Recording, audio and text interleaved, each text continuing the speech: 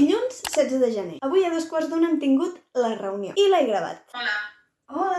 Volia fer aquesta reunió amb tu perquè m'ha amoïnat molt el teu email. Perquè sóc una drames.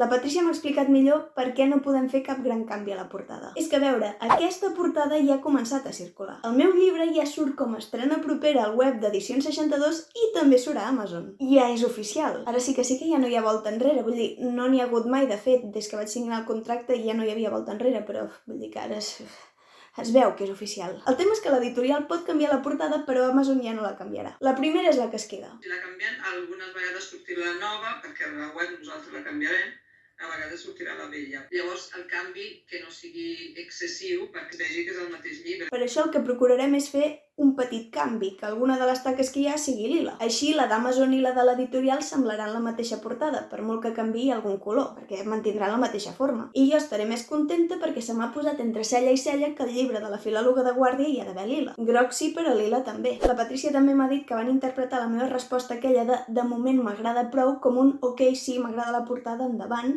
perquè bàsicament havien de passar via amb aquest tema. El llibre es ven a les llibreries molt abans que sortia a la venda pel públic, i per vendre'l cal tindre la portada feta. De fet, és el primer que es fa, i per això van tirar milles. No res, un malentès que, si algun dia faig un altre llibre, doncs ja sabré i no passarà. També hem parlat del disseny de l'interior. Igual que la portada no m'acaba de...